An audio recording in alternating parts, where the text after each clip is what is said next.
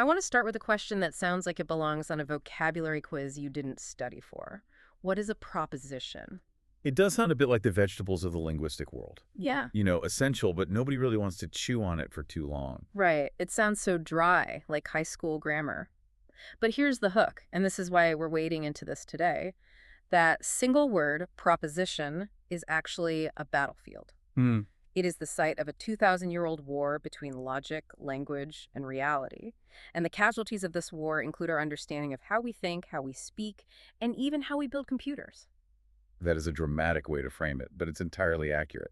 I mean, if you pull at the thread of what a proposition is, Yeah. you end up unraveling the entire history of Western I philosophy. think it's the friction point. It's exactly that. It's where the rigid laws of logic rub up against the messy, chaotic reality of human speech. And to guide us through this war zone, we're doing a deep dive into Chapter 23 of The Evolution of the Logico-philosophical Tradition by Peter A.M. Surin. Surin is a giant in this field, and what he's doing in this chapter is tracing a massive historical failure. Or, well, maybe a better way to see it is as a 2,000-year struggle to force the round peg of human language into the square box of mathematical logic. And we've got ancient Greek trolls, we have medieval monks arguing about whether lack of money is a physical object. And modern mathematicians panicking because the King of France is bald. And the stakes here are really high. As Surin points out, history isn't just about the past. I mean, we cannot understand why our AI hallucinates or why search engines fail without understanding these ancient arguments. Absolutely. So let's get our boots on the ground. The core concept, the proposition. How do we define that in this context? Because it's not just a sentence on a chalkboard. No, and that distinction is vital. A sentence is just a string of words, grammatical marks on a page. A proposition is the mental act behind those words. Okay. If you go back to Plato and Aristotle, a proposition is defined as the mental act of assigning a property to an entity. So if I look out the window and I think, the sky is blue, the entity is the sky, and the property I'm assigning to it is blueness. Precisely. And for Aristotle, this mental act is the primary bearer of truth. This is the foundation of his correspondence theory of truth. Right. A proposition is true if that assignment sky plus blue corresponds to the actual state of the world. It's binary. It's either true or it is false. There is no middle ground. That seems intuitively correct, though. I mean, I say something and I check reality to see if it matches. Why did this simple idea cause a 2,000-year headache? The trouble starts when you try to map that clean logical structure entity plus property onto the messy grammar of actual languages. This is what we call the grammar trap. Because we assume the subject of the sentence is the entity and the predicate is the property. We do, and for a long, long time, philosophers just assumed those two things were identical.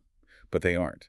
And Surin brings up this brilliant example from a 19th century linguist named Steinthal to show why. The sentence is, coffee grows in Africa. Coffee grows in Africa. Okay, so grammatically, coffee is the subject. It is. But think about the information. When you say that sentence, are you really describing the coffee? Is the thought actually about the coffee beans?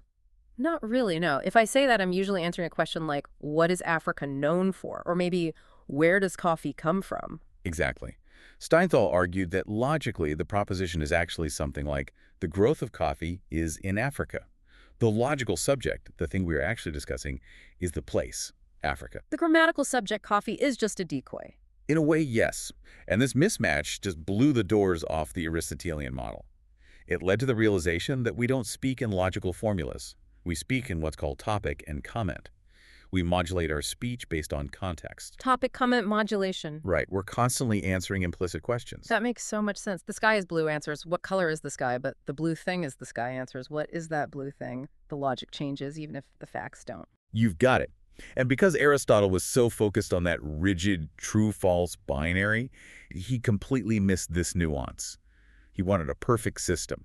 And speaking of people who hated Aristotle's perfect system, we have to talk about his nemesis. Eubulides, the text paints him as the original internet troll. Eubulides of Miletus. He lived in the 4th century BCE, right alongside Aristotle, and Aristotle despised him. He dismissed Eubulides' work as flippant pranks. Which is pretty harsh for a philosopher, but Surin argues these weren't just pranks. No. They were surgical strikes.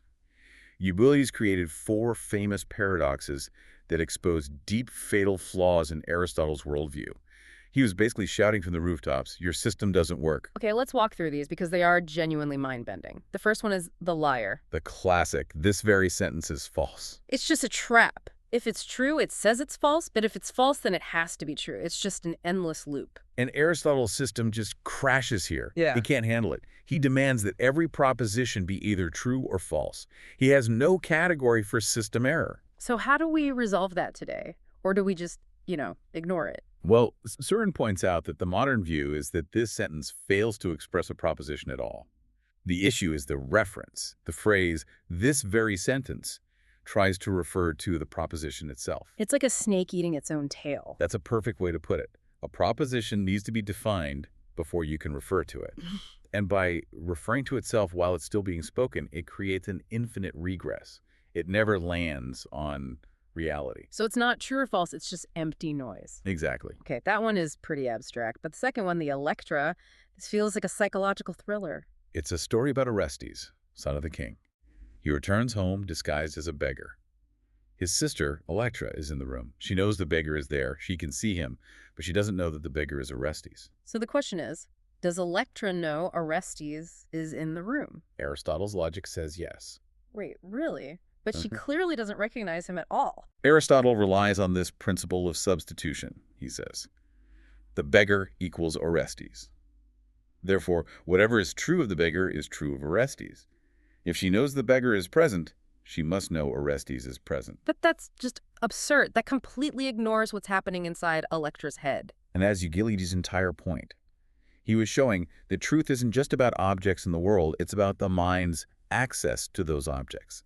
This anticipates what we now call belief contexts. Ah. Reality might say they're the same person, but the mind treats them as two different entities. So Eugenides was pointing out that you can't run logic without psychology. Correct, and Aristotle just waved it away. Then you have the third paradox, the so-rights, or the heap. This one goes right for the throat of the true-false binary. Right. Does 1 grain of sand make a heap? No. 2? No. 3? Still no. So when does it become a heap? There isn't a hard line. You can't say grain number 47, that's the one that creates the heap. But Aristotle requires a hard line. A statement like, this is a heap, must be either true or false. Eubulides showed that reality is vague. The boundaries are fuzzy. This is actually the ancient ancestor of fuzzy logic. Which is crucial for things like modern thermostats and AI decision-making. Exactly. And finally, the one that Surin seems to think is the most important, the horns. The horns, okay. The argument goes like this. What you haven't lost, you still have. Sounds logical. You haven't lost your horns. I certainly haven't. Therefore, you still have horns. I have horns. That's something. Aristotle called this a sophism, a silly trick. But Surin argues this was the biggest missed opportunity in the history of philosophy. Why? I mean, it just sounds like a dad joke. Because it's the origin of presupposition theory. The statement, you haven't lost your horns, only makes sense if we accept the hidden premise that you had horns to begin with. Oh, I see. It's just like the old lawyer question, have you stopped robbing banks? Yes. If I say yes or no, I'm admitting I used to rob banks. Exactly. Propositions carry baggage. They have hidden conditions. And Aristotle ignored this because he only cared about the surface truth. Surin argues that because Aristotle dismissed the horns paradox, we delayed the understanding of presupposition for 2,000 years. We lost 20 centuries of linguistic progress because Aristotle couldn't take a joke. That is the tragedy of the chapter. So let's move past the Greeks. We enter the Middle Ages.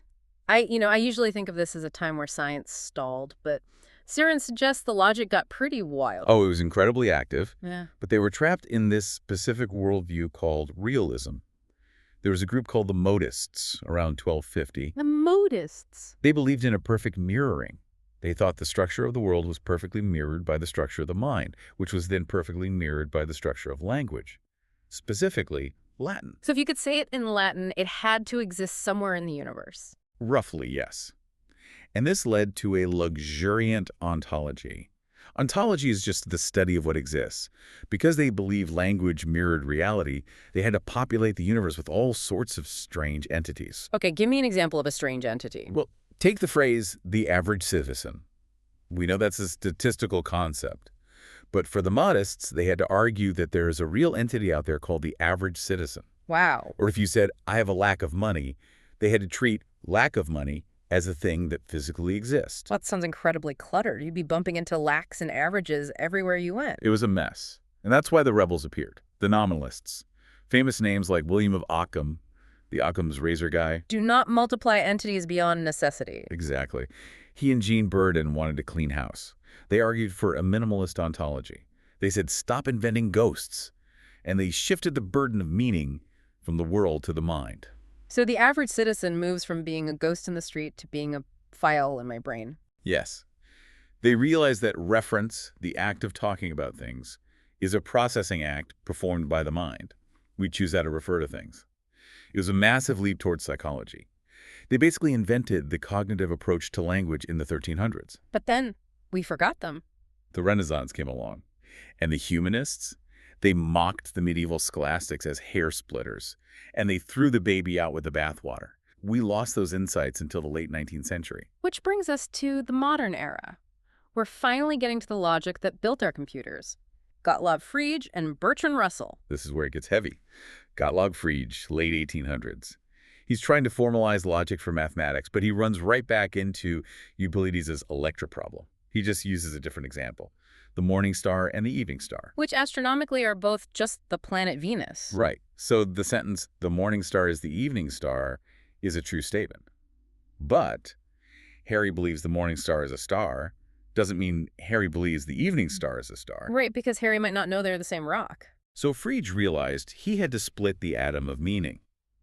He distinguished between reference, the object itself, Venus and sense, the way the mind views or gets to the object. So the reference is the planet. The sense is the bright light I see before breakfast. Perfect. It solved the belief problem. But then came Bertrand Russell, and he wanted to tackle the problem of talking about things that don't exist at all. The famous King of France. The present King of France is bald. France is a republic. There is no king. So is that sentence true or false? If you're Aristotle, you're panicking. If there's no entity, you can't assign a property. But Russell, he was a logician. He wanted to save the binary system. He argued the sentence is false. And how did he justify that? He claimed that the grammar is deceiving us. He said that underneath the hood, the sentence isn't actually subject-predicate. He translated it into a mathematical formula. There exists an X such that X is King of France and X is bald. He turned the sentence into algebra. There exists an X. And since there exists an X who is king is false, the whole equation collapses to false. Logic is saved. But Soren doesn't like this, does he? He hates it.